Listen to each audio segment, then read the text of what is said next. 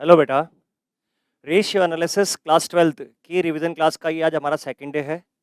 आज हम ratio analysis में जो कल पढ़ा था, हमने कल शॉर्ट टर्म सॉल्वेंसी में करंट रेशियो और क्विक रेशियो को पढ़ लिया था। आज उसके सेकंड डे वाले पार्ट में हम टर्नओवर रेशियोज की बात करेंगे। हमने रेशियो एनालिसिस में ये बताया था कि हम किसी बात को एक्सप्रेस करते हैं, किसी बात के दो मैथमेटिकल रिलेशंस को एक्सप्रेस करते हैं इन आइदर रेशियो फॉर्मेट में या प्रोपोर्शन फॉर्मेट में और या फिर परसेंटेज फॉर्मेट में। हमने किसी बात को बेटर वे में प्रेजेंट कर देना है। जैसे मैंने कहा कि एक ऑर्गेनाइजेशन का प्रॉफिट हुआ है 500 करोड़, दूसरी ऑर्गेनाइजेशन का प्रॉफिट हुआ है 50 करोड़। आप इससे आइडेंटिफाई नहीं कर पा रहे हो कि किस में आपको ज़्यादा इन्वेस्ट करना है। लेकिन अगर मैं ये बोलूँ कि इस ऑर्गेनाइजेशन का, पहली ऑर्गेनाइजेशन का जिसमें 500 करोड़ का प्रॉफिट हुआ था, उसका प्रॉफिट सिर्फ 10% है, और दूसरी ऑर्गेनाइजेशन जिसमें 50 करोड़ का प्रॉफिट हुआ था, उसका प्रॉफिट परसेंटेज 50% है। आपके पास 1000 रुपया है, 2000 रुपया है, आप उस ऑर्गेनाइजेशन में इन्वेस्ट करना पसंद करोगे जिसके अंदर आपका रेट ऑफ रिटर्न ज़्यादा हो। यानी आपने परसेंटेज देखा, एब्सोल्यूट फिगर्स को नहीं देखा था। उसी सीरीज के चलते हुए आज हम कंटिन्यू कर रहे हैं हमारे सेकेंड पार्ट को, यानी रेशियो एनालिसिस के सेकेंड पार्ट को, टर्नओवर रेशियोज को। कल हमने पढ़ा था शॉर्ट टर्म सॉल्वेंसी।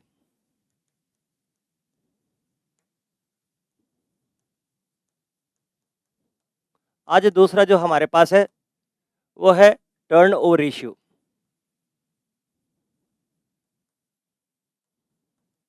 टर्नओवर को हमने एक और नाम से बताया था, एफिशिएंसी रेशियो। एक और भी नाम था परफॉर्मेंस रेशियो, एक और भी नाम था एक्टिविटीज रेशियो। हमने टर्नओवर को एफिशिएंसी भी बोला,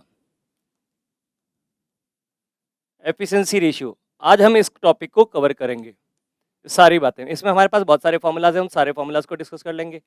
एफिशिएंसी रेशियो बोल सकते हैं, इसको परफॉर्मेंस रेशियो भी बोल सकते हैं, एक्टिविटी रेशियो भी बोल सकते हैं। ऑर्गेनाइजेशन की यहाँ पे एक्टिविटीज, यानी ऑर्गेनाइजेशन का जो मैनेजर है, ओनर है, प्रमोटर है, ऑपरेटर है, या जो ऑर्गेनाइजेशन को डील कर रहा है, वो अपने रिसोर्सेज का कितना बेटर यूटिलाइजेशन कर रहा है, उसके बारे में सारी बातें यहाँ होती है। स्कूल में हो सकता है कि कोई एक्सटर्नल आ जाए और वाइवा में आपसे पूछ ले, why we calculate turnover ratios, why we calculate short term solvency ratios, या अलग एनी अदर। तो उसके लिए हम आप बता सकते हैं कि हम ऑर्गेनाइजेशन की एफिशिएंसी चेक करते हैं कि हमने हमारे रिसोर्सेज का कितना बेटर यूटिलाइजेशन करा था। वही वाला एग्जांपल मैं वापस रिपीट कर रहा हूँ ताकि आपको सारी बातें समझ में आ जाए। दो ऑर्गेनाइजेशन है, ऑर्गेनाइजेशन ए, ऑर्गेनाइजेशन बी। ऑर्गेनाइजेशन ए ने 1000 टीवी बेचे पूरे साल भर में, ऑर्गेनाइजेशन बी ने भी 1000 टीवी बेचे, एक सेम प्राइस में खरीद के सेम प्राइस में बेच के। हु इज बेटर और एफिशिएंट अपन नहीं बता सकते, क्योंकि इसने भी 1000 टीवी खरीदे, 1000 टीवी बेचे, इसने भी 1000 टीवी खरीदे, इसने भी 1000 टीवी बेचे। हम ये नहीं बता पा रहे कि कौन ने बेटर कर रखा है।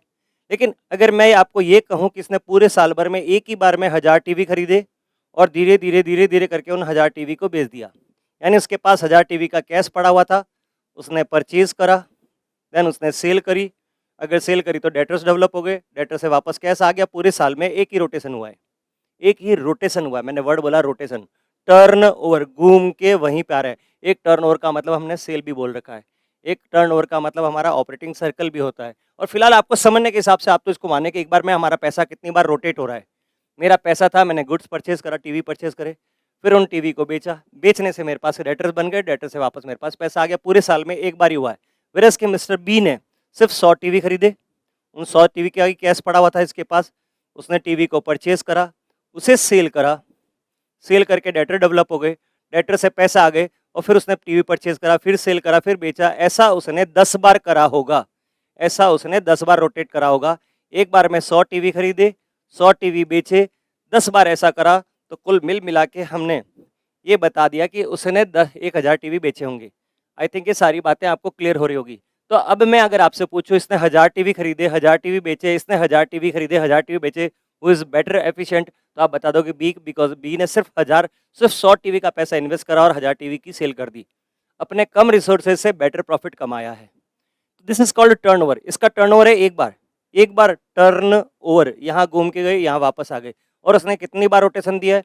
10 बार रोटेशन दिया है।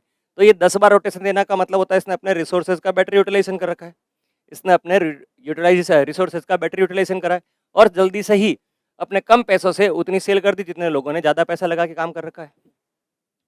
इस तरह से हम टर्नओवर रेशियोज की बातें करते हैं।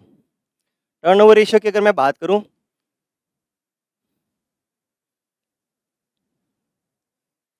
तो हमारे जो टर्नओवर रेशियोज़ हैं, उसमें सबसे पहला है हमारे पास स्टॉक टर्नओवर रेशियो, जिसे इन्वेंट्री टर्नओवर रेशियो भी बोलते हैं। Inventory turnover ratio. दूसरा है हमारे पास ट्रेड रिसीवेबल टर्नओवर रेशियो।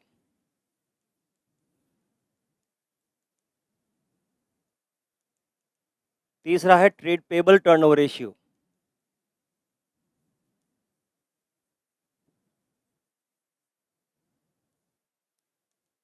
ये 3 इंपॉर्टेंट है, एग्जाम में 100% इसमें से क्वेश्चन आता है, इनमें से क्वेश्चन आता ही आता है। Debtors turnover ratio, creditor turnover ratio.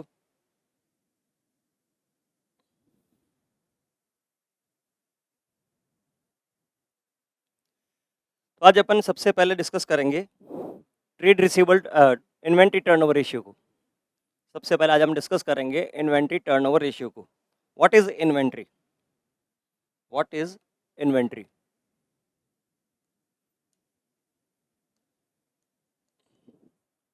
Inventory turnover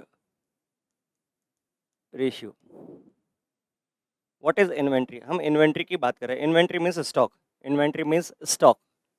किसी ऑर्गेनाइजेशन में आने वाला जो गुड्स है, सपोज करो किसी ऑर्गेनाइजेशन में कैश पड़ा हुआ था, जो ही मैंने अभी एग्जांपल दिया था, स्टॉक पड़ा हुआ, कैश पड़ा हुआ था, उससे उन्होंने गुड्स परचेज करा, रॉ परचेज कर दिया और उसे प्रोडक्शन में डाल दिया, तो वर्क WIP बन गया। फिर उससे फिनिश गुड्स बन गया, फिनिश गुड्स को हमने सेल कर दिया, सेल कर दिया तो हमारे पास डेटर्स आ गए और डेटर से कैश वापस आ गया, यानी ये सारा घूम घुमा के हमारे पास पैसा आ गया। किसी ऑर्गेनाइजेशन में ये रोटेशन कितना ज़्यादा हुआ है, दैट इज कॉल्ड, उस ऑर्गेनाइजेशन का गुड्स कितना फास्ट मूवेबल है। बहुत से बिजनेस में हम ये चेक करते हैं कि हमारा गुड्स कितना फास्ट मूवेबल है, कितनी देर तक हमारे पास पड़ा रहता है, कितना फास्ट मूवेबल है, कितनी जल्दी हमें वो पैसा कमा के देता है, ये सारी बातें देते हैं। जैसे मैं एक सब्जी वाले की बात करूँ, तो सब्जी वाला सुबह सब्जी कैश लेके निकलता है, सब्जी खरीदता है, फिर सब्जी बेचता है, पैसे आ जाते हैं, फिर खरीदता है, फिर बेचता है, पैसे आ जाते हैं। हो सकता है 1 या 2 दिन में सब्जी खरीद के बेच देता है, इससे ज़्यादा उसका नहीं होता है। साल भर में 365 में हो सकता है 300 उसका रोटेशन हो रहा है। पैसे थे, गुड्स खरीदा, गुड्स बेचा, सब्जी खत्म, फिर पैसा आए। लेकिन एक प्रॉपर्टी डीलर वाला प्लॉट क्या रोज सुबह खरीदेगा, शाम को बेचेगा? Is it not possible. तो प्रॉपर्टी डीलर वाला हो सकता है कि साल में सिर्फ 2 रोटेशन ही कर पाए। उसने कुछ प्लॉट खरीदे, धीरे धीरे प्लॉट बेचे और पैसे आ गए, फिर प्लॉट खरीदे, फिर प्लॉट बेचे, पैसे आ गए। हो सकता है 2 या 3 ही रोटेशन हो। तो ये अपनी इंडस्ट्री के लोगों से कंपेयर करेगा कि मेरा रोटेशन साल में 4 बार हो रहा है, इंडस्ट्री के लोगों का रोटेशन 3 बार हो रहा है, तो मैं बेटर एफिशिएंट हूँ, मैं जल्दी अच्छा काम कर रहा हूँ। या लोगों का अगर जो टर्नओवर है, लोगों का 3 बार हो रहा है, मेरा 4 बार हो रहा है, लोगों का 5 बार टर्नओवर हो रहा है और मेरा 4 बार हो रहा है, तो उसका मतलब मैं स्लो मूविंग गुड्स कर रहा हूँ। मैं जितना गुड्स फास्ट बेचना चाहिए, मैं उतना गुड्स फास्ट नहीं बेच पा रहा हूँ। हम इस कंपैरिजन में भी काम में लेते हैं। हम ही देखते हैं कि हमारा गुड्स फास्ट मूविंग है या स्लो मूविंग है। इसके लिए हम टर्नओवर की बातें करते हैं। हर एनालिसिस के पीछे कोई ना कोई रीज़न होता है। तो इन्वेंट्री टर्नओवर रेशियो का फॉर्मूला होता है cost of goods sold upon average stock. साल भर में कितना गुड्स हमने बेचा, उसकी cost, cost of goods sold upon average stock. तो इसमें 2 नए शब्द आ गए हमारे पास, एक तो COGS, cost of goods sold, cost of goods sold, और दूसरा हमारे पास वर्ड आ गया एवरेज स्टॉक। अब मैं कॉस्ट ऑफ गुड्स सोल्ड की अगर मैं डेफिनेशन या इसका फॉर्मूले में जनरेट करूं, तो कॉस्ट ऑफ गुड्स सोल्ड का फॉर्मूला हमने क्लास 11 से बहुत बार पढ़ रखा है। Opening stock plus purchase plus direct expenses, opening stock plus purchase plus direct expenses minus closing stock is what? Cost of goods sold. Opening stock plus purchase plus direct expenses whole minus closing stock is what? Cost of goods sold. Is what? Cost of goods sold. अब ये जो opening stock plus purchase plus direct expenses जो होता है, purchase का मतलब यहाँ net purchase है, परचेज माइनस परचेज रिटर्न से है, परचेज माइनस परचेज रिटर्न से है, वो नेट परचेज हो गया। Opening stock plus net purchase plus direct expenses minus closing stock is equal to cost of goods sold. और यहाँ पे मैं आपको एक टेक्निकल और वर्ड बता दूं कि opening stock plus purchase, opening stock plus purchase plus direct expense को बोलते हैं goods available for sales. Goods available for sale. अगर एग्जाम में ये वर्ड लिखा हो गया गुड्स अवेलेबल फॉर सेल, तो इसका मतलब हो गया उसके अंदर ओपनिंग स्टॉक और परचेज और डायरेक्ट एक्सपेंसेस सब जुड़े हुए हैं। जो गुड्स बेचने के लिए तैयार है, तो मेरे पास जो पहले से पड़ा था वो तैयार है, और जो मैंने खरीदा वो भी बेचने के लिए तैयार है। तो goods available for sale minus cost of goods sold, closing stock is equal to cost of good sold. अब दूसरा हमारे पास जो फॉर्मूला है वो है एवरेज स्टॉक का। इससे तो हम बहुत ही ज़्यादा क्लियर हैं। Average means what? Opening stock plus closing stock by 2। Opening stock plus closing stock by 2।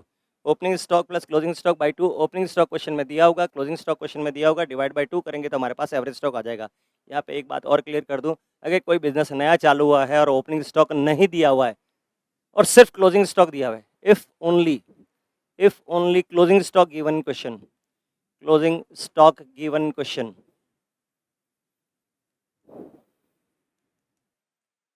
अगर हमें क्वेश्चन में सिर्फ क्लोजिंग स्टॉक दिया हुआ है तो closing stock is equal to average stock, divide by 2 नहीं करेंगे। Closing stock is equal to average stock.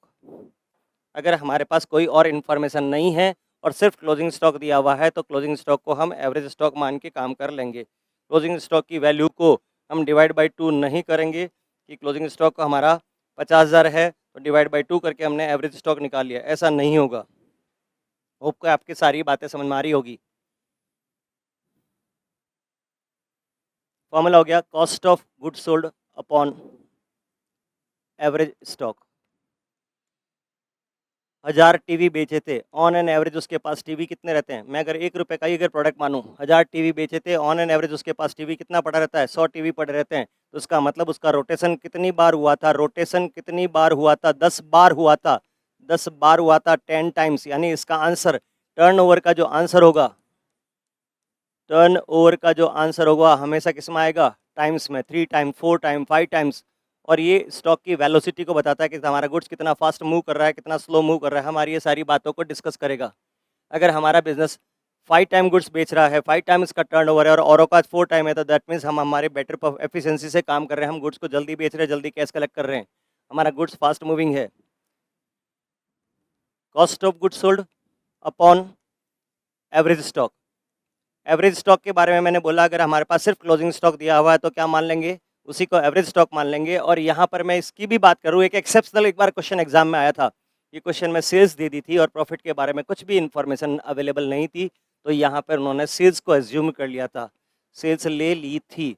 अगर हमारे पास प्रॉफिट की कोई कैलकुलेशन नहीं है, बिकॉज वी नो कि sales minus GP is equal to cost of good sold.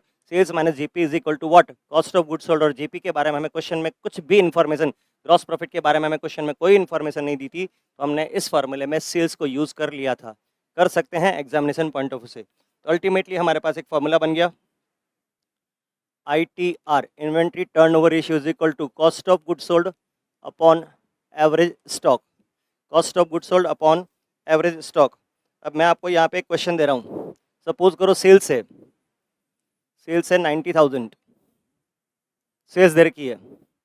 GP के बारे में लिखा हुआ है 25% ऑफ कॉस्ट, 25% ऑफ कॉस्ट। और एवरेज स्टॉक क्वेश्चन में गिवन है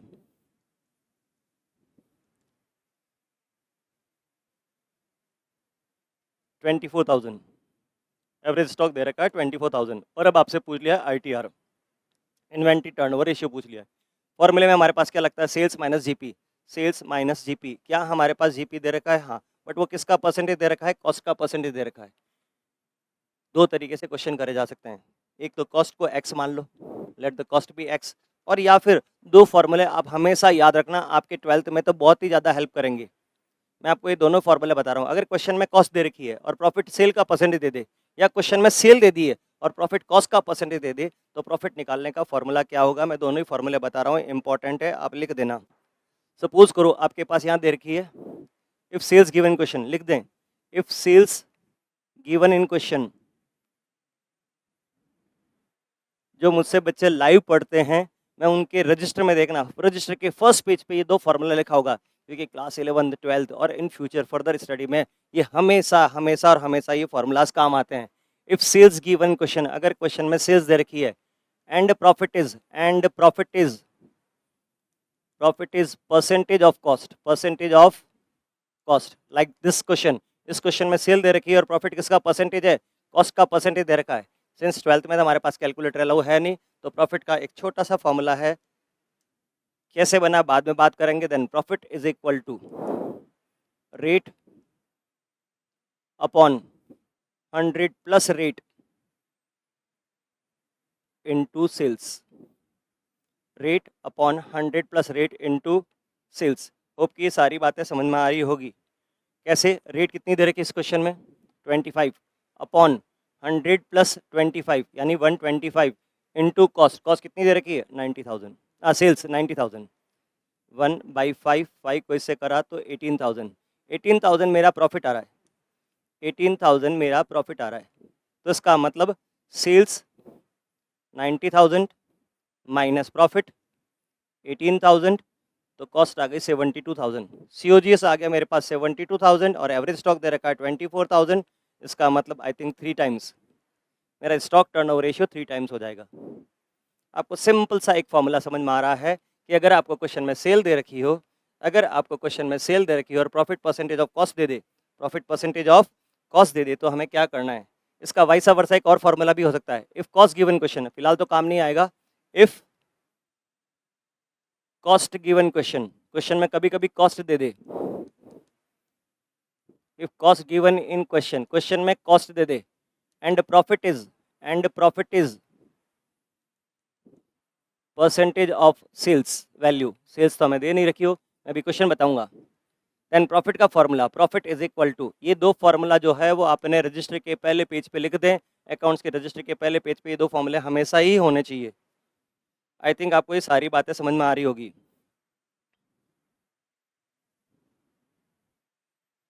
profit is equal to rate upon 100 minus rate into cost,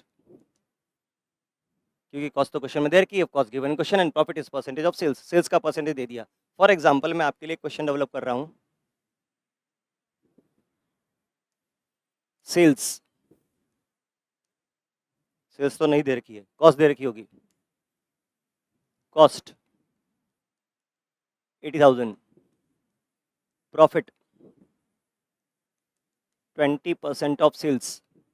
okay, sorry जब मैंने क्वेश्चन लिखा तो बच्चों को समझ में आ गया होगा, सेल्स तो 1 लाख रही होगी, सेल्स कितनी रही होगी 1 लाख रही होगी, सब बच्चों के समझ में आ रही है। लेकिन इसको फॉर्मूले में अगर कन्वर्ट करना है तो if cost given question, yes sir cost given question, and profit is percentage of sales, profit is percentage of sales, ये भी है, तो प्रॉफिट का फॉर्मूला क्या हो गया, profit is equal to rate, rate कितनी देर की 20 upon 100 minus 20 into what cost, cost कितनी है 80,000, तो 20/80 इंटू 80,000, 80 हमारे पास प्रॉफिट आ गया 20,000, एंड वी नो कि cost plus profit is equal to sales, sales हो गई 1 लाख रुपए। ये दो फॉर्मूले आपके इस चैप्टर में बहुत जगह काम आएंगे और बहुत ही जगह काम आ जाएंगे, हमारी बहुत सारी जगह पे ये कैलकुलेशंस काम आती है। कभी कभी हमें क्वेश्चन में कॉस्ट दे दे और सेल का प्रॉफिट पूछ ले, या सेल दे दे और कॉस्ट का प्रॉफिट पूछ ले, तो दोनों में हेल्प कर जाएगी। होप ये दोनों फॉर्मूला अपने अपने रजिस्टर के फर्स्ट पेज पे, वीडियो को यहीं पे पॉज करके थोड़ा सा इन दोनों फार्मूला को अपने रजिस्टर में लिख लें और 1-2 क्वेश्चंस की प्रैक्टिस करें, ताकि आपको कैलकुलेशन करने में बहुत कन्वीनियंस हो जाएगी। अब मैं एक क्वेश्चन और दे रहा हूँ आपको। सपोज करो हमारे पास सेल्स दे रखी है, सेल्स दे रखी है 4 लाख, प्रॉफिट दे रखा है 25% of cost, 25% of cost, opening stock दे रखा है 60,000, क्लोजिंग स्टॉक दे रखा है 1 लाख, और आपसे पूछा गया है इन्वेंट्री टर्नओवर रेशियो निकालो, और आपसे पूछा गया है कि इन्वेंट्री टर्नओवर रेशियो कैलकुलेट करना है। तो आपको पता है फॉर्मूला क्या है, COGS upon average stock, COGS upon average stock, COGS what, sales minus GP, sales minus GP. क्या क्वेश्चन में सेल्स दे रखी है, दे रखी है, sales minus GP, GP percentage किसका है, कॉस्ट का है। वापस अपन फॉर्मूला में आ जाते हैं, फॉर्मूला क्या क्या दे रखा है हमारे पास, ये formula, if sales given question and profit is percentage of cost, तो प्रॉफिट का फॉर्मूला क्या था, rate upon 100 plus rate into sale. इसी फॉर्मूले में आ जाते हैं अपन, हमारे पास क्या दे रखा है, profit is equal to rate upon 100 plus rate into what, sales, क्योंकि क्वेश्चन में सेल्स दे रखी है, प्रॉफिट परसेंटेज किसका दिया है, कॉस्ट का दिया है। तो कैसे ही कैलकुलेट करेंगे, रेट कितनी दे रखी क्वेश्चन में 25%, 25 अपॉन 125 इंटू कॉस्ट कितनी दे रखी है 4 लाख, 1/5, 5 को इससे कट करा तो आ गया 80,000, प्रॉफिट आ रहा 80,000, सेल थी हमारी 8 लाख, तो इसका मतलब कॉस्ट हो गई 3,20,000, कॉस्ट आ रही है 3,20,000, COGS,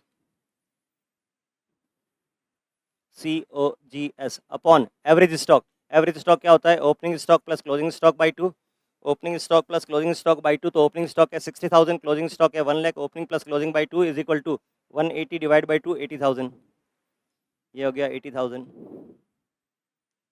4 टाइम्स। इसका आंसर हमेशा किस में लिखा जाएगा, टाइम्स में लिखा जाएगा। होप कि सारी बातें समझ में आ रही है।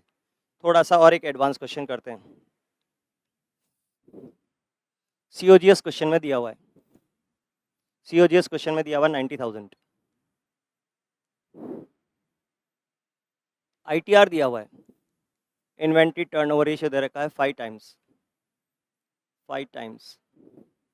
तो बताओ एवरेज स्टॉक कितना है, एवरेज स्टॉक कितना है, सबसे पहला क्वेश्चन। तो एवरेज स्टॉक निकालने का फॉर्मूला क्या था, अगर हमें पता ITR is equal to COGS upon average stock, COGS upon average stock, COGS question में दिया हुआ है और ये दिया हुआ है, तो इसको इंटरचेंज करेंगे तो हमारे पास एवरेज स्टॉक का फॉर्मूला क्या ही बन जाएगा, COGS अपॉन ITR। इसको हमने यहाँ शिफ्ट कर दिया, इसको हमने यहाँ शिफ्ट कर दिया, इसको इधर ले आए और इसको इसकी जगह पे ले आए, तो हमारे पास एक ये नया फॉर्मूला बन गया, average stock is equal to COGS upon ITR। COGS किस क्वेश्चन में कितना दे रखा है 90,000 अपॉन ITR दे रखा है हमें 5 टाइम्स, इसका मतलब हमारे पास एवरेज स्टॉक हो गया 18,000। होप समझ में आ रहा है। इस एवरेज स्टॉक के बाद हमें क्वेश्चन में एक और रिलेशन दे दिया कि find the value of opening stock and closing stock, opening stock and closing stock, find value of opening stock and closing stock if opening stock is, इन दोनों के बीच का रिलेशन दिया हुआ है, इफ ओपनिंग स्टॉक इज 20,000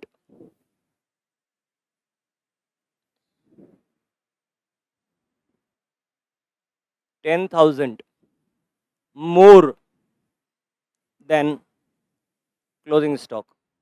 क्या relation दिया है दोनों के बीच में, क्वेश्चन में क्या लिखा है, opening stock is 10,000 more than closing stock, find the value of opening stock and closing stock. तो कैसे निकालेंगे ओपनिंग स्टॉक और क्लोजिंग स्टॉक की वैल्यू, हमें ये पता है average stock is what, average stock is what, opening stock plus closing stock by 2। अब एवरेज स्टॉक की वैल्यू हमें पता है 18,000, एवरेज स्टॉक की वैल्यू पता है हमें 18,000, opening stock plus closing stock by 2, किसी एक को x मान लो, कम वाले को हमेशा x मान लेना चाहिए। ओपनिंग स्टॉक इज मोर, तो क्लोजिंग स्टॉक को मैंने क्या माना x, तो फिर ओपनिंग स्टॉक कितना हो जाएगा x प्लस 18,000, x प्लस 10,000 क्योंकि 10,000 ज़्यादा है,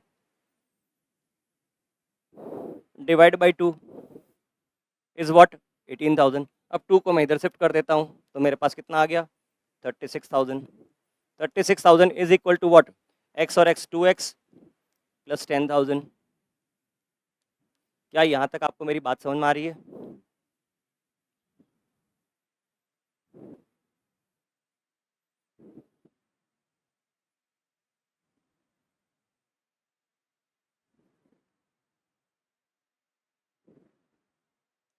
ठीक है, अब 2x की वैल्यू दे रखी है और ये दे रखा है, ये इधर आ जाएगा तो माइनस में आ जाएगा, माइनस में आ गया तो वैल्यू कितनी हो जाएगी 26,000, 26,000 is equal to 2x, then x is equal to 13,000, x 13,000 है, x हमने किसको कंसिडर कर रखा था, x हमने किसको कंसीडर कर रखा था, x हमने कंसीडर कर रखा था क्लोजिंग स्टॉक को। अगर ये मेरा क्लोजिंग स्टॉक है तो ओपनिंग स्टॉक इससे 10,000 ज़्यादा होगा, इसमें 10,000 जोड़ दिया मैंने,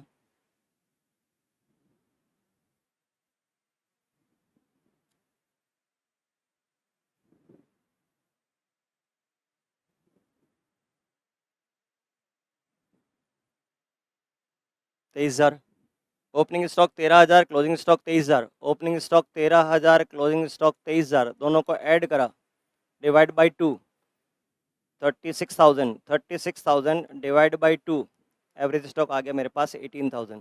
होप कि ये सारी बातें समझ में आ रही होगी। एक क्वेश्चन और करेंगे, प्रैक्टिस करेंगे तो हमारी सारी बातें और भी कंफर्टेबिलिटी क्लियर हो जाएगी। मैं एक क्वेश्चन और दे रहा हूँ। सपोज करो सीओजीएस क्वेश्चन में स्ट्रेट ही दे रखा है, सीओजीएस क्वेश्चन में दे रखा है 5 लाख और एसटीआर दे रखा है, स्टॉक टर्नओवर रेशियो। एसटीआर दे रखा है या जिसको आईटीआर बोल सकते हैं, एसटीआर दे सकते हैं या आईटीआर, एक ही बात है। एसटीआर आईटीआर जो क्वेश्चन में दे रखा है वो दे रखा है 10 टाइम्स। तो क्वेश्चन को देखते ही हमें ये समझ में आ रहा है कि हमारा एवरेज इन्वेंट्री कितनी रही होगी, एवरेज इन्वेंट्री रही होगी 50,000। होप कि ये सारी बातें तो वर्बली क्लियर हो रही है। अब हमें ओपनिंग स्टॉक और क्लोजिंग स्टॉक के बारे में पूछा है। क्वेश्चन में ये लिख दिया है क्लोजिंग स्टॉक इज, अब इस बार लिखा है closing stock is 20,000 more than opening stock. Find the value of opening stock and closing stock. Find the value of opening stock and closing stock. तो अब हम क्या करेंगे, ओपनिंग और क्लोजिंग स्टॉक की जगह पे किसी को एक को जो कम है उसको x मान लेंगे। एवरेज स्टॉक हमें पता है, average stock is equal to what, average stock is equal to what, opening stock plus closing stock by 2। हमने कम वाले को x मान लिया, इसको x माना तो इसको कितना माना, x प्लस 20,000। तो फॉर्मूला हो गया x plus 20,000 divide by 2 is equal to average stock, और एवरेज स्टॉक हमने निकाल लिया था 50,000। तो फॉर्मूले को अगर सारी डिजिट्स को पुट कर दिया, 50,000 is equal to x plus 20,000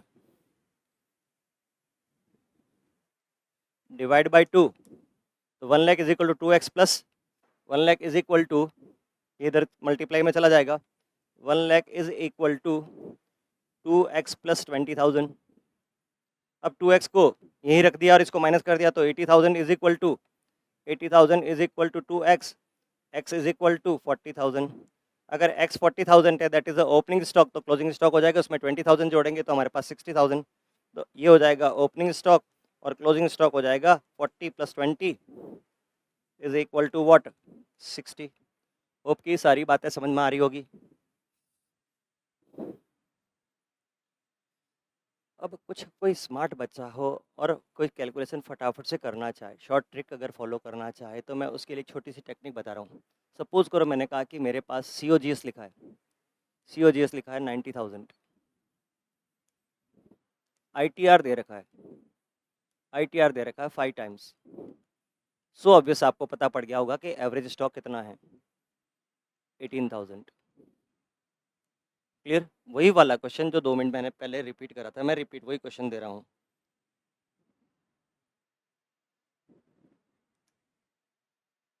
मेरे पास ओपनिंग स्टॉक और क्लोजिंग स्टॉक की वैल्यूएशन आई थी और मैंने इतनी सारी कैलकुलेशन करी और ओपनिंग स्टॉक और क्लोजिंग स्टॉक की डिजिट पे पहुंचा।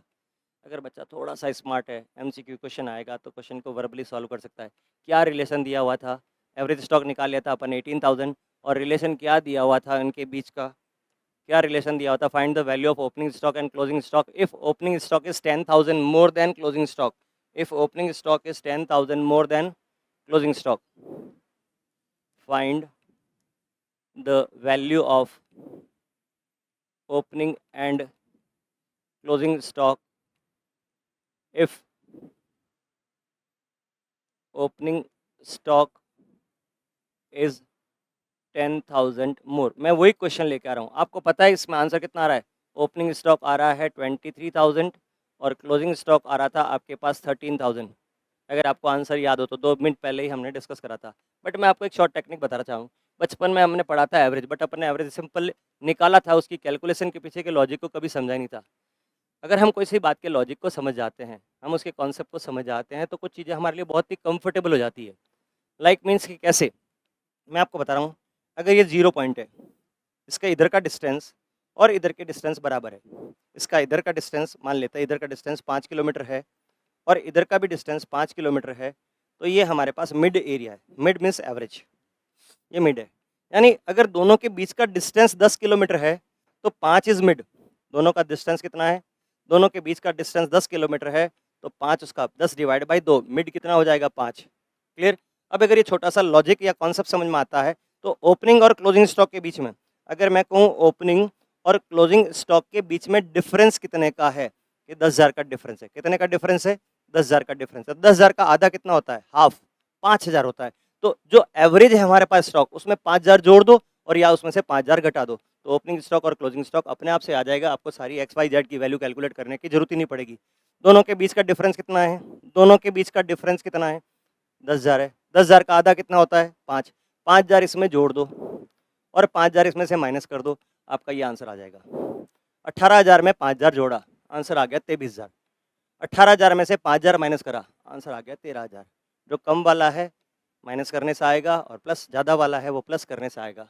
होप की शॉर्ट ट्रिक आपको बहुत ही काम आएगी इजीली क्वेश्चन को सॉल्व करने में, क्वेश्चन को क्रॉस वेरीफाई करने में। मैं इससे पहले वाले क्वेश्चन को भी वापस से क्रॉस वेरीफाई करवा देता हूँ। अब आपको इतना सारा लगेगा, इतना झमेला हमें करने की जरूरत नहीं है, एक्स वाई जेड मानने की जरूरत नहीं है। क्वेश्चन को यहीं पे देखते हैं, इसी क्वेश्चन को देखते हैं। इस क्वेश्चन में हमने एवरेज स्टॉक कितना निकाल लिया था? जब मेरे पास ये क्वेश्चन था तो एवरेज स्टॉक कितना था? 50,000। एवरेज स्टॉक 50,000 था। और जैसे ही मैंने क्वेश्चन पढ़ा क्लोजिंग स्टॉक इज 20,000 मोर, यानी ओपनिंग स्टॉक और क्लोजिंग स्टॉक के बीच में डिस्टेंस 20,000 का है, तो 20,000 का आधा 10,000। तो एवरेज स्टॉक में 10,000 जोड़ दूं और एवरेज स्टॉक में 10,000 माइनस कर दूंगा तो मेरे पास आंसर वहीं पे आ जाएगा। एवरेज स्टॉक कितना दिया हुआ था? 50,000 दिया हुआ था। एवरेज स्टॉक कितना दिया हुआ था? 50,000 एंड क्लोजिंग स्टॉक इज 20,000 मोर, तो इसका आधा कितना हुआ? 10,000 जोड़ दो, आधा 10,000 जोड़ दो और 10,000 घटा दो तो आंसर आ जाएगा। 50 में 10,000 माइनस करे तो 40,000 मेरे पास आ गया था ओपनिंग स्टॉक और 60,000 मेरे पास आ गया था क्लोजिंग स्टॉक। होप की ये टेक्निक आपको समझ में आ रही होगी। एक क्वेश्चन और करेंगे तो आपको बिल्कुल से क्लियर हो जाएगी। और अब आपको एक्स वाई जेड, और ये एग्जाम में एप्लीकेबल है बेटा, लॉजिकल बात अगर है तो 100% एग्जाम में एप्लीकेबल होती है। बिकॉज एवरेज का मतलब ही क्या होता है? मिड। मिड से दोनों का इक्वल डिस्टेंस है, दैट इज द एवरेज। दोनों के बीच का डिफरेंस अगर 20,000 का है तो मिड कितना है? 10,000 है। 10,000 इधर और 10,000 इधर, इस मिड पे बैठे। और एवरेज तो अगर हमें दे रखा है तो 10,000 जोड़ देंगे, 10,000 माइनस कर देंगे। मैं अगर ये कह दूं कि अगर आपके पास एवरेज स्टॉक दे रखा है, बहुत बुरा क्वेश्चन दे रहा हूँ, 18,750, अब ऐसी ऑड डिजिट है और लिखा है opening stock is 4,000 more, 4,000 more than closing stock. Opening stock is 4,000 more than closing stock. Find the value of opening stock and closing stock. MCQ question आ गया। तो मिड ओपनिंग स्टॉक और closing stock के बीच का distance कितना है? Mid average stock कितना है? 18,750। और दोनों के बीच का डिफरेंस कितने का है? 4,000 का डिफरेंस है। तो यानी 2,000 इधर है और 2,000 उधर है। एक 2,000 ज़्यादा है तो एक 2,000 कम है। ओपनिंग स्टॉक इज मोर, तो ये 2,000 ज़्यादा वाला हो गया, प्लस 2,000 कर दो। और क्लोजिंग स्टॉक 2,000 कम है तो माइनस 2,000 कर दो। अब अगर आप वर्बली में पूछूं तो 18,000 प्लस 2 20,750 होगा ओपनिंग स्टॉक, और 18 में से माइनस कर दिए तो 16,750 हो जाएगा आपके पास क्लोजिंग स्टॉक। होप की ये ट्रिक आपको समझ में आ रही होगी।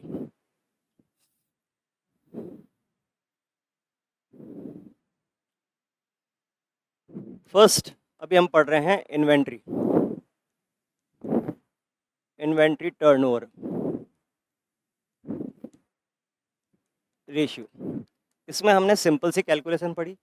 सबसे पहले फॉर्मूला पढ़ा COGS upon average stock. COGS को पढ़ा था सेल्स माइनस जीपी, और पढ़ा था opening stock plus purchase plus direct expenses whole minus closing stock is what? COGS। और एवरेज स्टॉक का फॉर्मूला था हमारे पास opening stock plus closing stock by 2 is called average stock की, तो ITR हो गया। और इसके हमने सिंपल से 1-2 क्वेश्चन भी करे थे और कुछ एक शॉर्ट टेक्निक भी समझी थी। इसका मैं एक एडवांस क्वेश्चन भी करवा रहा हूँ, होप उसकी लैंग्वेज को समझें और क्वेश्चन को करने की ट्राई करें। सपोज करो कि मेरे पास एवरेज स्टॉक दिया हुआ है 1,20,000। फाइंड करना आपको ओपनिंग स्टॉक, वो शॉर्ट ट्रिक अभी नहीं काम आएगी, और क्लोजिंग स्टॉक काम निकालना है अपने को। लिखा है if opening stock is 2 times of closing stock. Difference नहीं देके दोनों के बीच का डिफरेंस टाइम्स में दे दिया। If opening stock is 2 times of closing stock. अब किसी एक को एक्स मानना है, ओपनिंग स्टॉक इज 2 times, तो क्लोजिंग स्टॉक को let closing stock is equal to x. Let closing stock be x. Closing stock को आपने एक्स मान लिया, तो opening stock is equal to 2x। Opening stock plus closing stock by 2, opening stock plus closing stock by 2, तो मैंने opening stock की value कितनी लिखी, opening stock 2x plus closing stock x by 2 is equal to 1,20,000। ये इधर चला गया तो 3x is equal to 2,40,000, x is equal to 80,000। x हमने किसको कंसीडर करा था, let the closing stock be x। अगर क्लोजिंग स्टॉक x है तो ओपनिंग स्टॉक 160, क्लोजिंग स्टॉक 80,000 हो जाएगा तो ये 160 हो जाएगा। और opening stock is 2 time of closing stock, closing stock 80,000 है तो ये 1,60,000 है। होप कि ये समझ में आ रहा होगा। नहीं समझ में आ रहा होगा रिपीट करके वापस से पॉज करके इस वीडियो को वापस देखें। एक एडवांस क्वेश्चन और कर रहे हैं, सपोज करो वैसा ही क्वेश्चन है, एवरेज स्टॉक क्वेश्चन में दे रखा है 120 और आपको ओपनिंग स्टॉक की वैल्यू निकालनी है और क्लोजिंग स्टॉक की वैल्यू निकालनी है।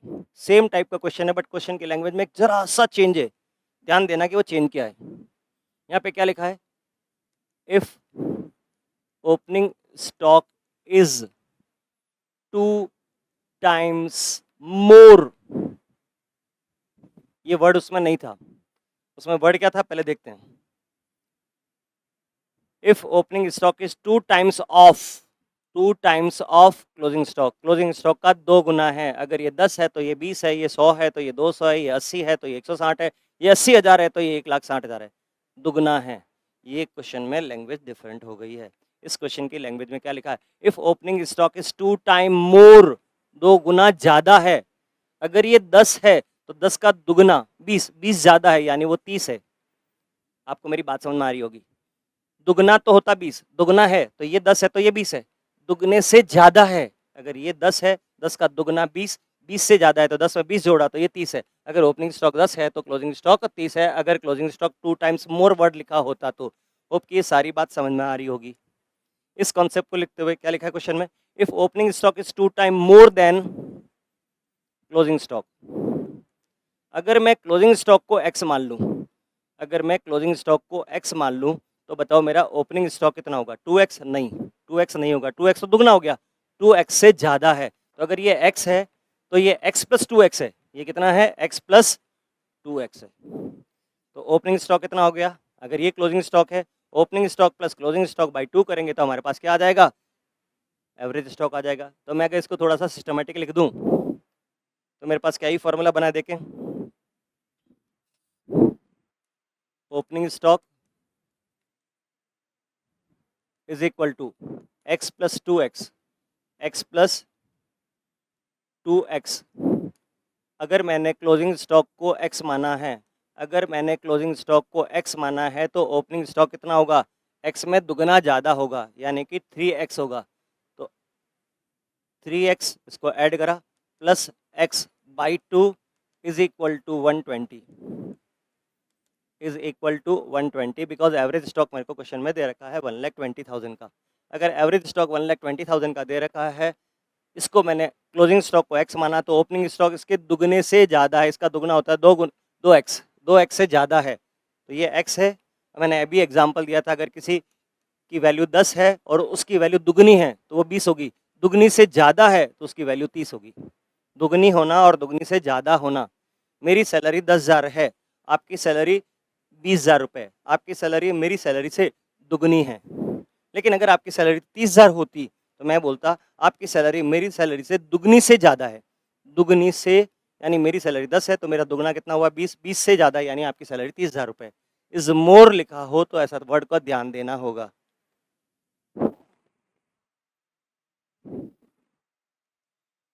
फोर एक्स बाई 2, ये इधर चला गया 240, तो 4x is equal to 240, x is equal to 60,000। x की वैल्यू कितनी आ गई 60। अगर मैं x में इजिकल टू क्लोजिंग स्टॉक में लिख दूँ 60, closing stock is equal to 60,000, then opening stock is equal to इसका दुगने से ज़्यादा x प्लस 60 यानी 3x मतलब 180। अगर ओपनिंग स्टॉक 60 है तो क्लोजिंग स्टॉक 180 है, दुगने से ज़्यादा हो गया, इसका दुगना 120 होता है, उससे ज़्यादा है तो ये 180 हो गई। अब दोनों का मैं अगर एवरेज निकाल लूँ, this whole divide by 2, whole divide by 2 तो 120 आना चाहिए। 60 plus 180 is equal to 240, 240 divide by 2 is what 120। Match कर रहा है। तीनों वैरायटी के क्वेश्चन हमने डिस्कस कर लिए हैं। होप कि सारी बातें समझ में आ रही होगी। अब यहाँ पे मैं एक और चीज़ पूछता हूँ, स्टॉक वेलोसिटी।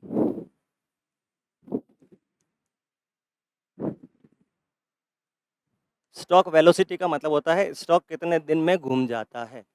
अगर किसी स्टॉक का टर्नओवर 6 टाइम है, स्टॉक का टर्नओवर 6 टाइम है, ITR is if ITR inventory turnover ratio 6 time, तो स्टॉक की वेलोसिटी कितनी है, यानी स्टॉक कितने दिन में घूम जाता है, हमारे कितने दिन में रोटेट हो जाता है। पूरे साल भर में कितने रोटेशन लगाता है, 6 बार रोटेशन लगाता है। अगर पूरे साल में यानी 12 महीने में 6 रोटेशन लगाता है तो एक रोटेशन लगने में 2 महीना लगता है, अगर मंथ में बात करें तो। और अगर यही बात मैं अगर डेज में पूछूं तो अपन 360 लिख सकते हैं, और बहुत बार क्वेश्चन में लिखा होता है assume 360 days as a year. 365 करोगे तो पॉइंट में कोई फर्क नहीं आएगा। 3/6 is equal to what, 60 days. 60 days is equal to what, 2 months approximately है, ये तो एग्जैक्ट तो होने से रहा। तो हमारे पास ये आंसर आ गया कि अगर स्टॉक की वेलोसिटी पूछे तो उसका फॉर्मूला क्या हो गया, 12 या 360 divide by what, divide by what, ITR। तो हमारे पास स्टॉक या इन्वेंट्री वेलोसिटी वो पूछिए क्वेश्चन में, तो उसका फॉर्मूला क्या हो जाएगा, 12 या 360, और वीक में पूछे ऐसा पूछते नहीं है, upon inventory turnover ratio, inventory turnover ratio. अब मैं इस फॉर्मूले के थ्रू आपसे ITR का एक नया फॉर्मूला डेवलप करवा रहा हूँ। ITR का नया फॉर्मूला क्या हो गया, 12 या 360 upon stock velocity period, stock velocity period. ये टाइम्स डेज में होता है या मंथ में हो सकता है। अगर एग्जाम में लिखा हो stock velocity period is 60 days, find out the ITR।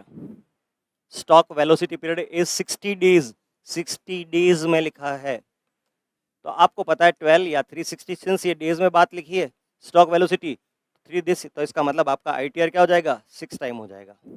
हो सकता है आपको जब भी वाला क्वेश्चन करा था जिसमें ITR दिया हुआ था, COGS दिया हुआ था, ITR दिया होता है, एवरेज स्टॉक निकालना था, तो हो सकता है ITR ऐसे भी दे दे। क्वेश्चन को किसी तरह से घुमाया जा सकता है। ITR नहीं दे के आपको स्टॉक की वेलोसिटी दे दी, स्टॉक का वेलोसिटी पीरियड दे दिया, कितने दिन में स्टॉक वेरीफाई हो रहा है। होप कि यहाँ तक की सारी बातें समझ में आ रही है। नहीं समझ में आए पॉज करना, रिवाइंड करना, वापस से देखना, होप कि समझ में आ जाएगा।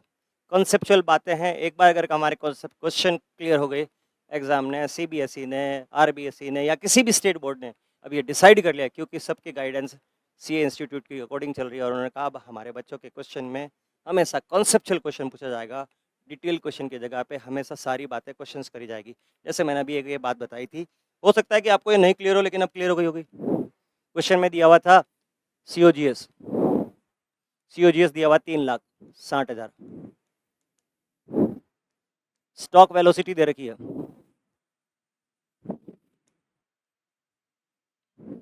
60 डेज। इससे क्या आ जाएगा आपके पास, स्टॉक वेलोसिटी दे रखी है 60 डेज, तो इससे पास आपके पास आ जाएगा ITR आ जाएगा। बिकॉज स्टॉक वेलोसिटी का फॉर्मूला क्या होता है, स्टॉक वेलोसिटी पीरियड का फॉर्मूला क्या होता है, 360 divide by 60 is equal to, ये कितना हो गया, ये ITR का फॉर्मूला हो गया। ITR का फॉर्मूला क्या हो गया, 6 टाइम्स।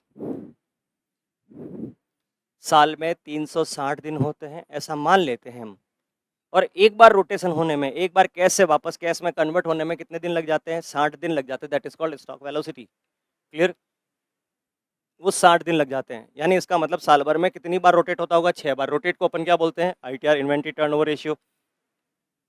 COGS दे रखा है, COGS दे रखा है, ITR दे रखा है, तो इससे हमारे पास एवरेज स्टॉक आ जाएगा। अब एवरेज स्टॉक आ जाएगा और ओपनिंग स्टॉक और क्लोजिंग स्टॉक का रिलेशन दे रखा है, तो ओपनिंग स्टॉक और क्लोजिंग स्टॉक की वैल्यू निकल सकती है। यानी क्वेश्चन को कहीं से भी घुमाया जा सकता है।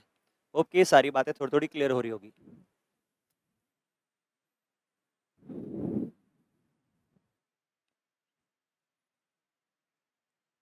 आई थिंक थोड़ा थोड़ा समझ में आ रहा है। नेक्स्ट पॉइंट पे चलते अपन। अगर ये वाला पॉइंट समझ में आ गया तो थर्ड पॉइंट अपने आप से क्लियर हो जाएगा, ट्रेड रिसीवेबल टर्नओवर रेशियो।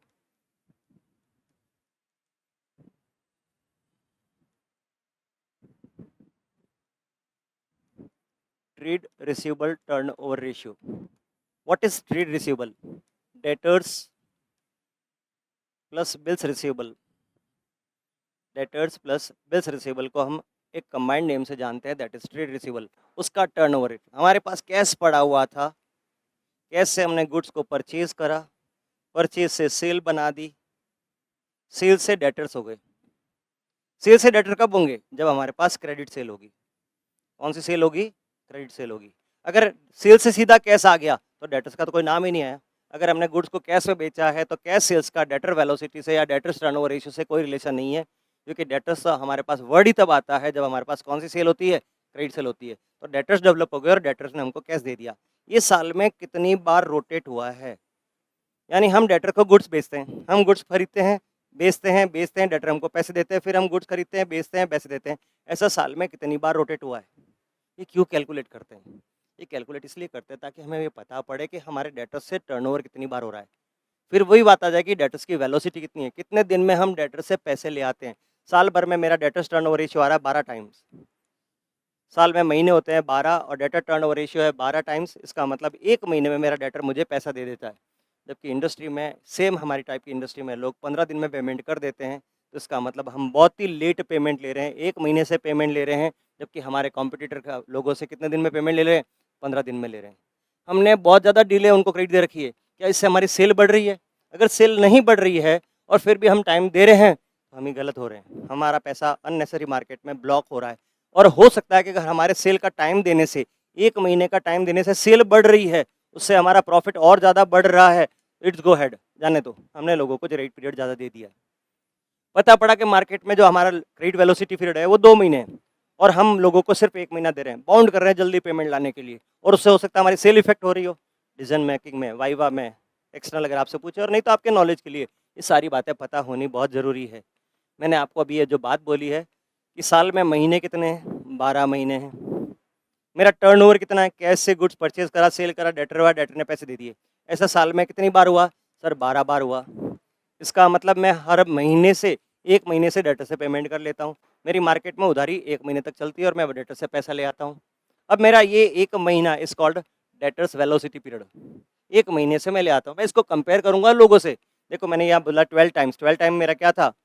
ये टर्नओवर 12, 12 महीने 12 टाइम 12 टर्नओवर है। तो अगर मैं इसको यहाँ पे शिफ्ट कर दूंगा तो मेरे पास ट्रेड रिसीवेबल टर्नओवर रेशियो का फॉर्मूला भी हो जाएगा।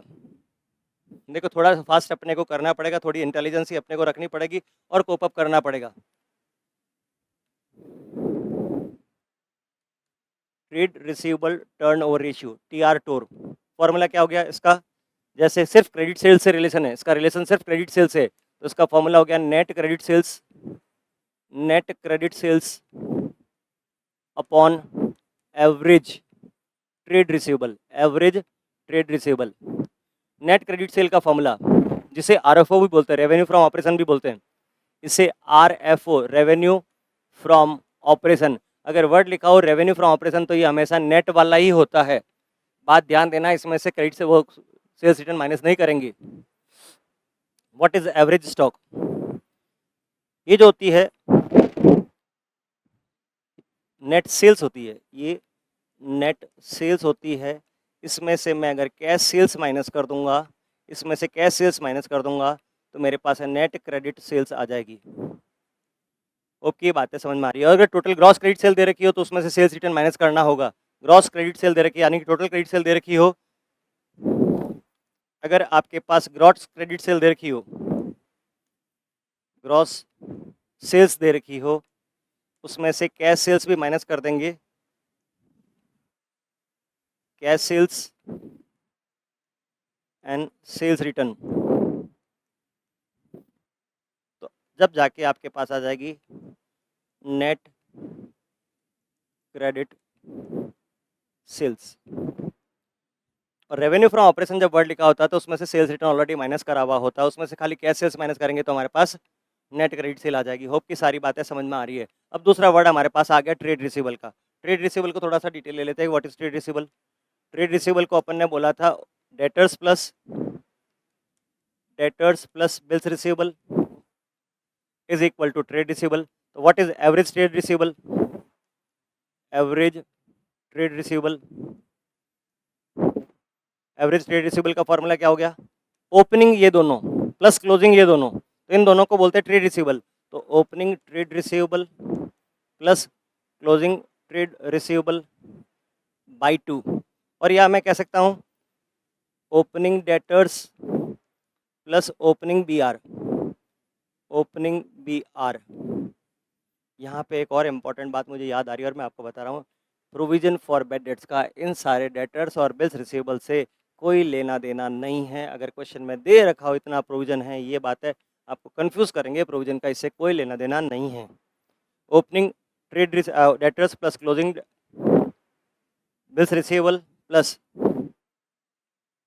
Closing debtors plus closing bills receivable whole divide by, ये अपने आप में एक डिजिट है, ये अपने आप में एक डिजिट है, होल डिवाइड बाई 2 ही होगा, तो हमारे पास आ जाएगा average trade receivable. Average trade receivable अगर हमारे पास आ गया, नेट क्रेडिट सेल हमें पता है, तो हमारे पास टी आर टोर आ जाएगा, यानी ट्रेड रिसीवेबल टर्नओवर रेशियो आ जाएगा। होप की सारी बातें समझ में आ रही है। टी आर टोर trade receivable turnover ratio, formula क्या था, net credit sales upon average trade receivable. अगर क्वेश्चन में बिल्स रिसीवेबल नहीं दे रखे हैं, if bills receivable not given question, then debtors assumed as trade receivable, debtors ही हमारा क्या माना जाएगा, ट्रेड रिसीवेबल माना जाएगा। होप कि ये बातें समझ में आ रही है, क्लियर। ट्रेड रिसीवेबल आ गया, उसी का एवरेज हो गया, opening plus closing divide by 2। अगर वही मैं बात कर रहा हूँ, अगर क्वेश्चन में कैश सेल्स के बारे में नहीं लिखा है, कैश सेल्स के बारे में क्वेश्चन में कोई इन्फॉर्मेशन नहीं है, कोई इन्फॉर्मेशन नहीं है, तो sales is equal to credit sales, sales is equal to credit sales. अब आपको कि सर सेल्स को क्रेडिट सेल क्यों मान लिया है, ये क्वेश्चन में डेटर्स लिखे होंगे। अगर क्वेश्चन में डेटर्स दे रखे हैं, तो इसका मतलब वो किस वैल्यू से डेवलप हुए हैं, क्रेडिट वैल्यू से डेवलप हुए हैं। अगर वो सेल क्रेडिट सेल दे रखी है तो ही डेटर होगा, और डेटर दे रखा है इसका मतलब क्रेडिट सेल रह रखी होगी, यानी डेटर दे रखा है तो इसका मतलब जो सेल हुई होगी वो कौन सेल हुई होगी, क्रेडिट सेल हुई होगी। तो हमारे पास अगर कैश सेल्स के बारे में क्वेश्चन में, जनरली क्वेश्चन में कैश सेल होती नहीं है, तो हम सारी सेल को कौन सी सेल मान लेते हैं, क्रेडिट सेल मान लेते हैं, क्लियर। एवरेज ट्रेड रिसीवेबल, अगर बिल्स रिसीवेबल नहीं दिया हुआ है तो डेटर्स इज इक्वल टू क्या हो जाएगा, if B R not in question then debtors is equal to trade receivable, clear. वापस से उसी क्वेश्चन पे आ जाते हैं। कुछ क्वेश्चन में सेल्स दे रखी है, यहाँ पे थोड़ा सा टिपिकल क्वेश्चन बना है, सेल्स दे रखी है 9 lakh, cash sales half of credit sales, cash sales half of credit sales, average debtors 1,20,000, average trade receivable 1,20,000, find T R tour trade receivable turnover ratio. मैंने कुछ सेलेक्टिव क्वेश्चन करवा रहा हूँ, इन क्वेश्चंस को अगर आपने घर पे जाके वापस, यानी घर पे अगर बैठे ही हैं, अगर आपने वापस प्रैक्टिस कर ली है, तो बहुत सारे क्वेश्चंस को आप अटेंड करने लायक हो जाएंगे। सेल्स, हमें फॉर्मूला क्या है हमारे पास, टी आर टोर का ट्रेड रिसीवेबल टर्नओवर रेशियो का फॉर्मूला क्या होता है, net credit sales upon average trade receivable. ये तो क्वेश्चन में दिया हुआ है, गायब तो क्या है, net credit sale. Total sale minus cash sale is equal to, total sale minus cash sales is equal to credit sales, और कैश सेल क्या लिखा है, हाफ ऑफ कैश सेल्स। अब इन दोनों को रिलेशन को कराएंगे, cash sale plus credit sale is equal total sales, we know total sales is equal to cash sales plus credit sales, cash sale plus credit sale is equal to total cell.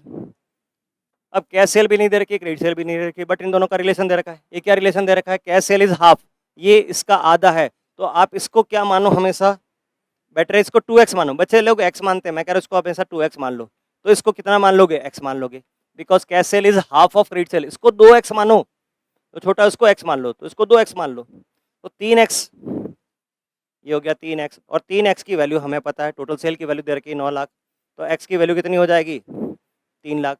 अगर इसकी value 3 lakh है तो इसकी value कितनी हो गई, 6 लाख। 6 लाख दे रखा है और 1,20,000 दे रखा है, आंसर बात सामने आ जाएगा। ये 6 लाख है, ये 1,20,000 है, तो हमारे पास 5 टाइम्स आ जाएगा। स्टॉक टर्नओवर रेशियो 5 टाइम्स, क्या मतलब निकला स्टॉक टर्नओवर रेशियो, ITR इसका ट्रेड रिसीवेबल टर्नओवर रेशियो का, ट्रेड रिसीवेबल टर्नओवर रेशियो कितना आ रहा है इस क्वेश्चन में, 5 टाइम्स। 5 टाइम्स का मतलब क्या होता है, पहले ये समझें कि हम हमारे डेटर से हम हमारे कैश को गुड्स में कन्वर्ट करते हैं, उसको हम सेल करते हैं, सेल से वो डेटर्स बन जाता है और डेटर्स हमको कैश दे देते हैं। ऐसा साल में 5 बार होता है, ऐसा साल में 5 बार होता है। तो बताओ एक रोटेशन में कितनी देर लगी? Debtors debtors velocity period, debts collection period भी बोल सकते हैं इसको। क्या बोलते हैं इसको? Debts collection period.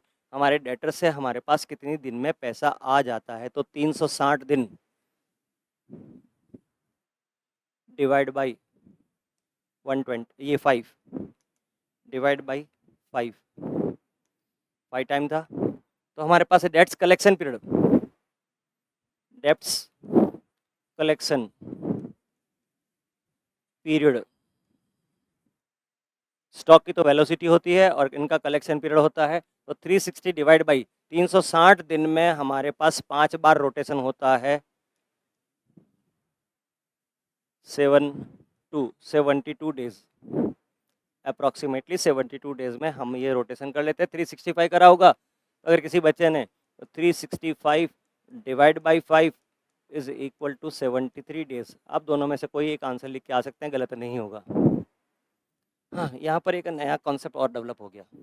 अभी हमने क्या करा था, एक 365 या 360, और मंथ्स में चाहिए तो 12 मंथ, मंथ्स में चाहिए तो 12 मंथ्स, डेज में चाहिए तो 3, और वीक्स में चाहिए तो फिर डिवाइड बाई आपने क्या करा था? Trade receivable turnover ratio. Divide by आपने क्या करा था? Trade receivable turnover ratio. Trade receivable turnover ratio करा तो आपके पास डेट्स कलेक्शन पीरियड आ गया था, डेट्स कलेक्शन पीरियड आ चुका था।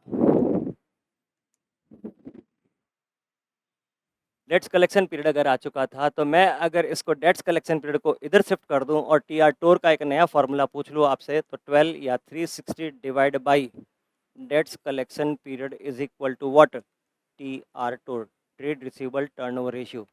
साल में 360 दिन होते हैं। मैं जनरली 365 दिन होते हैं, और मैं जनरली 73 डेज में पैसा डेटर से ले आता हूँ। इसका मतलब साल भर में मेरे पास 5 बार रोटेशन होगा।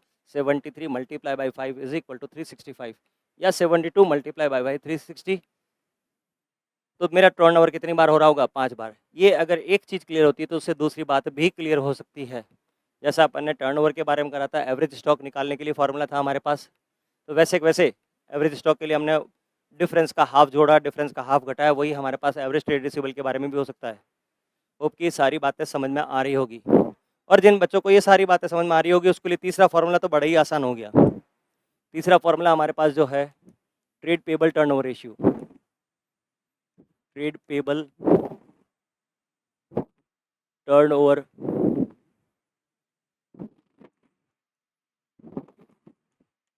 रेशियो। जैसे हम गुड्स बेचते हैं, डेटर्स बन जाते हैं, डेटर से हमें कैश कलेक्शन होता है, वो हमेशा क्रेडिट सेल होती है। उसी तरह से हम क्रेडिट में गुड्स परचेज करते हैं, हम क्रेडिटर को पेमेंट करते हैं। हम क्रेडिटर को ऑन एन एवरेज कितने दिन में पेमेंट करते हैं, कितनी बार क्रेडिटर से हमारा रोटेशन हो जाता है, इससे रिलेवेंट सारी कैलकुलेशन हम इसमें ट्रेड पेबल में करेंगे। सिंस ये क्रेडिट परचेज से रिलेटेड है, हमारे पास फॉर्मूला आ गया, क्रेडिट परचेजेज अकाउंट पर credit purchases divide by net credit purchases, net net credit purchases upon average trade payable. Hope कि ट्रेड पेबल का मतलब आपको पता होगा, क्रेडिटर्स प्लस बिल्स पेबल, क्योंकि जिन पे भरोसा नहीं है उनसे हमने डॉक्यूमेंट पे लिखवा लिया होता है तो वो बिल्स रिसीवेबल बन जाते हैं। उसी तरह से किसी को हमारे ऊपर भरोसा नहीं होता तो वो हमसे पेपर पे लिखवा चुके होते हैं, बेसिकली वो क्रेडिटर ही तो है। क्रेडिटर की अगर सिक्योर्ड फॉर्म करें तो वही इधर बिल्स पेबल हो जाएगा। क्लियर? वो हमसे पैसे मांग रहे हैं, हमने उनको लिख के दे दिया है, सिक्योरिटी दे दी, कुछ लिख के दे दिया ताकि वो हमारे ऊपर कोई लीगल एक्शन ले सके अगर हमने डिफ़ॉल्टी हो चुके हैं तो। और वैसे वैसे अगर हम डेटर्स हैं, हमने किसी को गुड्स बेचा है, हमको उन पे भरोसा नहीं है तो हमने उनसे पेपर पे लिखवा के ले लिया, तो हमारे लिए क्या हो गया? Bills receivable. यानी debtors convert into bills receivable. Debtors और बिल्स रिसीवेबल को एक ही फ्रेम में लिया जा सकता है, जिसको अब टेक्निकल टर्म में आइदर ट्रेड पेबल्स और ट्रेड रिसीवेबल बोला जाएगा। होप कि यहाँ तक सारी बातें समझ में आ रही। तो हमारे पास इसका फॉर्मूला क्या बन गया है? टीपी टोर, trade payable turnover ratio. Trade payable turnover ratio का फॉर्मूला हो गया net credit purchases upon average trade payable.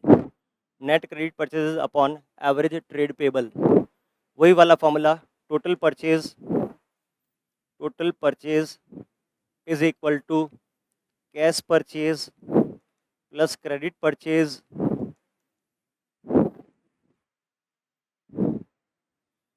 Average का क्या फॉर्मूला हो जाएगा, एवरेज ट्रेड पेबल का,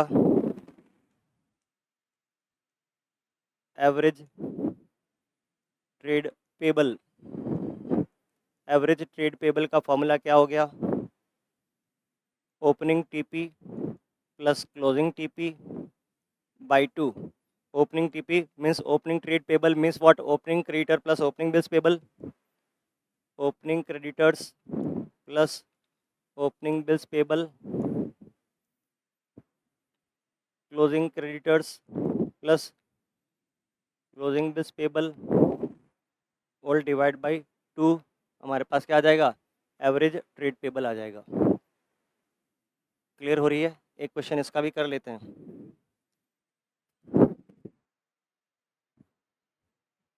total purchase 6 lakh, cash purchase is 3 times of credit purchase.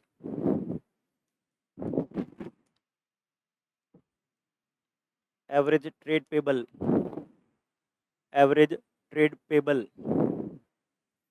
30,000।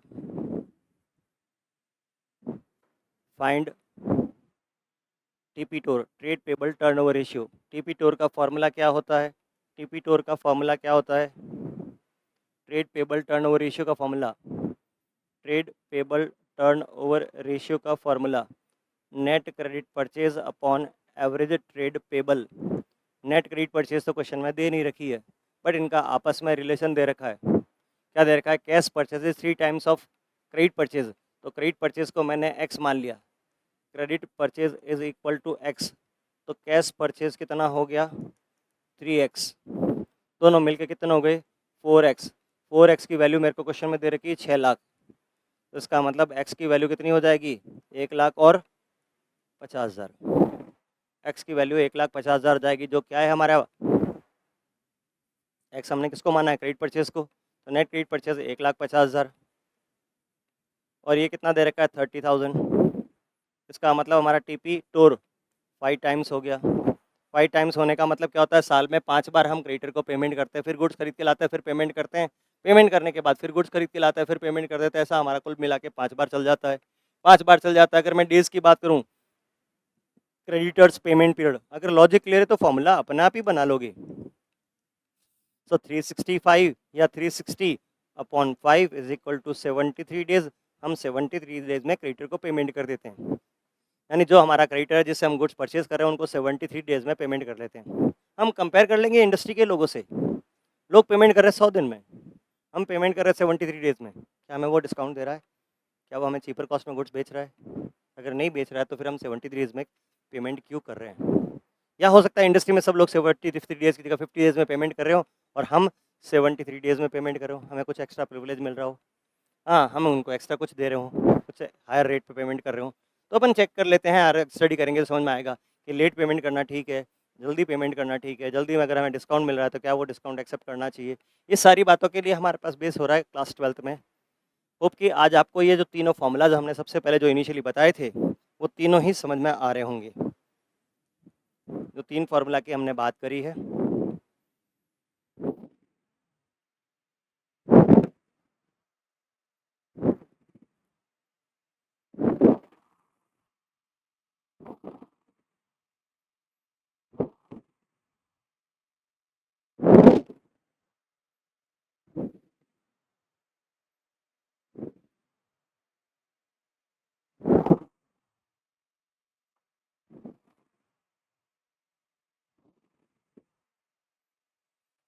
तीनों ही formula समझ में आ रहे होंगे। टर्नओवर में यहाँ वैसे हमारे पास और भी है, fix asset turnover ratio, working capital turnover ratio, वो ज़्यादा इतने इंपॉर्टेंट है नहीं। सेल्स अपॉन फिक्स एसेट कर लेंगे, नेट फिक्स एसेट मतलब gross fix asset minus depreciation, और working capital turnover ratio sales upon net working capital, current asset minus current liability, इतना ज़्यादा इंपॉर्टेंट नहीं है। एग्जामिनेशन पॉइंट ऑफ से ये तीनों हमेशा आते हैं। होप कि आपको ये सारी बातें समझ में आ रही होगी। कल हम जो है एक important profitability ratios, gross profit ratio, net profit ratio, operating profit ratio, उसकी बहुत सारी कैलकुलेशन है। ये तो बहुत दोनों ही बहुत ही सिंपल थे, बट एग्जाम में इन दोनों में से क्वेश्चन आते ही हैं। आप बुक के क्वेश्चंस करोगे, अगर कोई डाउट है तो मेरे व्हाट्सएप नंबर पे आप मुझे व्हाट्सएप कर दोगे। आपको मेरे व्हाट्सएप नंबर क्लियर है। टेलीग्राम का भी मैं आपको लिंक दे नहीं रहा हूँ, 8005639395।